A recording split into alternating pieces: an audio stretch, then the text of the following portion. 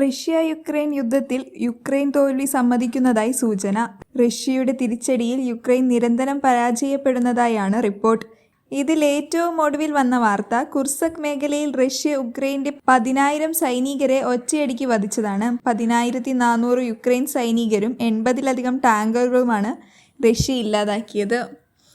സെപ്റ്റംബറിന്റെ തുടക്കത്തിൽ തന്നെ അമേരിക്ക യുക്രൈന് നൽകിയ ലോകപ്രശസ്ത ആയുധങ്ങൾ റഷ്യ ചാരമാക്കിയിരുന്നു. പിന്നാലെയാണ് സൈനികരെ കൂട്ടക്കൊല നടത്തിയത്. ഓഗസ്റ്റ് 26-ന് യുക്രൈനിലുടനീളം നടന്ന വൻ റഷ്യൻ മിസൈൽ ആക്രമണത്തിനിടയിലാണ് യുക്രൈന്റെ അമേരിക്കൻ നിർമ്മിത F-16 യുദ്ധവിമാനങ്ങളിലൊന്ന് തകർന്നു വീണതെന്നാണ് അന്താരാഷ്ട്ര മാധ്യമങ്ങൾ റിപ്പോർട്ട് ചെയ്യുന്നത്. F-16 തകർന്നു വീഴുമ്പോൾ ഒരു വലിയ റഷ്യൻ വ്യോമാക്രമണത്തെ ചെറുക്കുന്നതിൽ ഈ വിമാനം ഉൾപ്പെട്ടിരുന്നതായി റിപ്പോർട്ടിൽ പറയുന്നുണ്ട്. യുക്രൈന്റെ പ്രമുഖ സൈനിക മേധാവിയെ ഉറവിടമാക്കിയാണ് ഇത്തരമൊരു റിപ്പോർട്ട് പുറത്തു വന്നിരിക്കുന്നത്. റഷ്യൻ ഡ്രോണുകളും മിസൈലുകളും തകർക്കാൻ അമേരിക്ക വാഗ്ദാനം ചെയ്ത 80 F-16 വിമാനങ്ങളിൽ ആദ്യത്തേത് യുക്രൈനിലെത്തിയ കഴിഞ്ഞ ഓഗസ്റ്റ് 4-നാണ്. ആധുനിക പാശ്ചാത്യ വിമാനങ്ങൾ യുദ്ധക്കളത്തിൽ തങ്ങളുടെ സേനയ്ക്ക് മുൻതൂക്കം നൽകുമെന്നാണ് യുക്രൈൻ പ്രതികരിച്ചിരുന്നത്. പ്രത്യേകിച്ച് റഷ്യൻ മിസൈലുകൾ വെടിവെച്ചിടാനും മുൻനിരയിലുള്ള സൈനികരെ സംരക്ഷിക്കാനും ഇത് സഹായകമാകുമെന്നും അവർ കണക്കുകൂട്ടിയിരുന്നു. ഈ കണക്കുകൂട്ടലാണ് ഇപ്പോൾ തെറ്റിയിരിക്കുന്നത്. അമേരിക്കയും നാറ്റോ സഖ്യരാജ്യങ്ങളും നൽകുന്ന അത്യാധുനിക ആയുധങ്ങൾ അതിവേഗം ഉപയോഗിച്ചുകൊണ്ടിരിക്കുകയായിരുന്നു ഉക്രൈൻ. ഇതുവരെ 60 ലക്ഷം ഉക്രൈനുകാരാണ് അഭയാർത്ഥികളായത്. 80 ലക്ഷം പേർ സ്വന്തം വീട് വിട്ട് യുക്രൈനിൽ തന്നെ മറ്റിടങ്ങളിൽ അഭയം തേടിയിരുന്നുവെന്നാണ് വിവരം. 2 കൊല്ലത്തിനിടെ തങ്ങളുടെ പക്ഷത്ത് കൊല്ലപ്പെട്ടത് 40,000-ഓളം പേരാണെന്നാണ് റഷ്യ മുന്നോട്ട് വയ്ക്കുന്ന കണക്കുകൾ.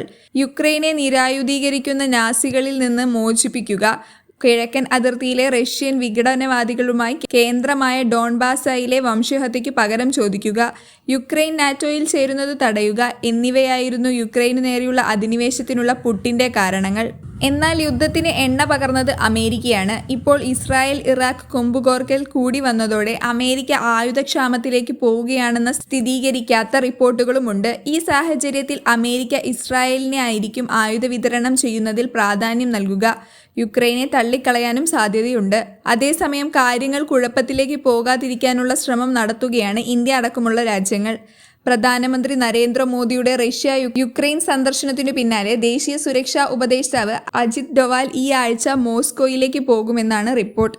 റഷ്യ യുക്രൈൻ യുദ്ധം അവസാനിപ്പിക്കുന്നതിനായി ചർച്ച നടത്താനാണ് അജിത് ഡോവാലിന്റെ യാത്ര. പ്രധാനമന്ത്രി നരേന്ദ്രമോദിയും റഷ്യയും യുക്രൈനും സന്ദർശിക്കുകയും പുടിൻ, സെലൻസ്കി എന്നിവരുമായി കൂടിക്കാഴ്ച നടത്തിയതിന് തുടർച്ചയായാണ് ഈ നീക്കമെന്നാണ് കരുതുന്നത്. സെലൻസ്കിയുമായുള്ള കൂടിക്കാഴ്ചയ്ക്ക് തൊട്ടു പിന്നാലെ മോദി റഷ്യൻ പ്രസിഡന്റ് പുടിനുമായി ഫോണിൽ സംസാരിച്ചു.